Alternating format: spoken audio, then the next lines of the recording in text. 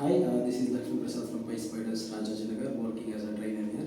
So one of our student got placed in a company, so he is going to share his experience. My name is Chanikya. I am from Narayana.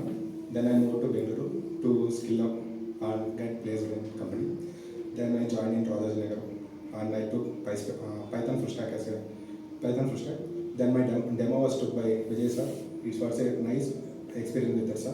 Then the actual classes are taken by the Lakshmi Prasad sir, and he gave a lot of motivations to us to crack the interviews. And he told that patience is the key to success, key to get the job, and those things are told by him. And even a non-technical student can understand his teaching. And doing presentation consistently and attending the mock interviews, those things helped me a lot to crack this interview. That's all. Okay, so congratulations. Thank you. Thank you.